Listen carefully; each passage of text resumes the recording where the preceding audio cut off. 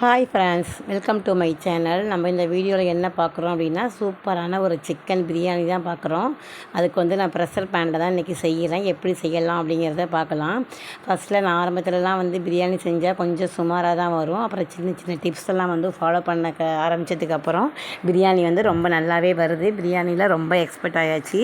Mutton biryani, chicken biryani, மற்றபடி பன்னீர் பிரியாணி எல்லா பிரியாணியுமே செய்ய கற்றுக்கிட்டேன்.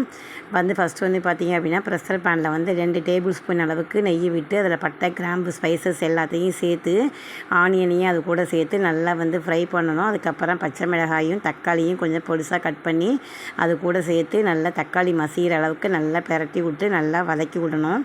எனக்கு பார்த்திங்க அப்படின்னா மேரேஜுக்கு முன்னாடிலாம் எனக்கு சமைக்க தெரியாது. மேரேஜுக்கு அப்புறம் தான் சமைக்க கற்றுக்கிட்டேன். இந்தளவுக்கு சமைக்க கற்றுக்கிட்டேன் அப்படிங்கிறது எனக்கே பெருமையாக இருக்கும். அதுக்கப்புறம் பார்த்திங்கன்னா 2 டேபிள் ஸ்பூன் அளவுக்கு இஞ்சி பூண்டு பேஸ்ட்டு சேர்த்துட்டு கொத்தமல்லியும் புதினாவும் இந்த ஸ்டேஜில் சேர்த்து நல்லா வதக்கி விடணும். எங்கள் அம்மா நல்லா சமைப்பாங்க. எங்கள் சிஸ்டர் எல்லாமே நல்லா சமைப்பாங்க. நான் ஹாஸ்டலில் தங்கி படித்ததுனால நான் வீட்டு வேலை அந்த மாதிரி குக்கிங் அதெல்லாம் எதுவுமே கற்றுக்கல. மேரேஜுக்கு அப்புறம் இங்கே வந்ததுக்கப்புறம் எங்கள் மாமியார் வீட்டில் தான் நான் கற்றுக்கிட்டேன். அதுக்கப்புறம் ஒவ்வொரு டிஷ்ஷாகவே நானே செஞ்சு கற்றுக்கிட்டு இப்போ எல்லாமே நல்லா பண்ணுற அளவுக்கு நான் தகுதியாக இருக்கேன் அப்படின்னா அதை நினச்சி நான் சந்தோஷப்பட்டுப்பேன். அதுக்கப்புறம் பார்த்திங்க அப்படின்னா பிரியாணி மசாலா ஒரு 2 டேபிள் ஸ்பூன் அளவுக்கு சேர்த்துக்கணும். அதுக்கப்புறம் கரம் மசாலா 1 ஸ்பூனு, அதுக்கப்புறம் சில்லி பவுட்ரு கொஞ்சோண்டு, ஏற்கனவே சிக்கனை மசாலாலாம் போட்டு மேக்னேட் பண்ணி ஒரு 10 to 20 மினிட்ஸ் வரைக்குமே நல்லா ஊற வச்சுருந்தேன். அப்போ தான் இந்த மசாலா எல்லாமே சேரும். பசங்க மோஸ்ட்லி பிரியாணி விரும்பி சாப்பிடுவாங்களே தவிர அதில் உள்ள பீசஸ் ரொம்ப விரும்ப மாட்டாங்க. அவங்க விரும்புகிறது எல்லாம் 65 தான். அதனால் பிரியாணிக்கு எப்போதுமே அதிக பீசஸ் நான் போடுறது கிடையாது. சும்மா கம்மியான அளவு தான் எடுத்துக்கிறது.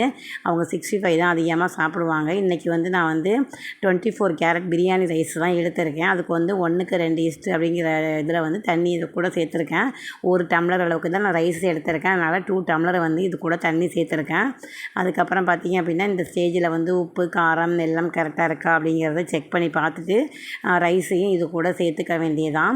பிரியாணிக்கு எப்போதுமே பார்த்திங்க அப்படின்னா ஒரு பெஸ்ட்டு காம்போ அப்படின்னா ஆனியன் ரைத்தா தான். எங்கள் வீட்டில் பசங்க ஆனியன் ரைத்தா, 65 இது மாதிரி எது வேணாலும் சாப்பிடுவாங்க. பிரியாணி செஞ்சேன் அப்படின்னா நல்லாவே விரும்பி சைடிஷ் இல்லாமல் கூட சம்டைம்ஸ் சாப்பிடுவாங்க. லாஸ்ட்டாக இதில் டிப்ஸ் என்னென்னு பார்த்தீங்க அப்படின்னா இந்த புதினா அப்புறம் மல்லி சேர்க்குறதோட இது கூட என்ன அப்படின்னா முந்திரி, திராட்சை நெய்யில் ஃப்ரை பண்ணி மேலே போட்டு இருக்கும்போது நல்லா டேஸ்ட்டு கொடுக்கும். அதுக்கப்புறம் பார்த்தீங்க அப்படின்னா 3 விசிலில் பிரியாணி ரெடி ஆகிடுச்சு. இன்னும் 2 டேபிள் ஸ்பூன் அளவுக்கு இது கூட நெய் சேர்த்தோம் மேலே அப்படின்னா இன்னும் நல்லா சுவையாக டேஸ்ட்டாக இருக்கும். நல்லா ஸ்மெல்லாகவும் இருக்கும். பாருங்கள் ரைஸ் எவ்வளோ உதிரியாக நல்லா வந்திருக்கு பாருங்கள். வீடியோ பிடிச்சிருந்தால் லைக் பண்ணுங்கள், சப்ஸ்கிரைப் பண்ணுங்கள். தேங்க்யூ.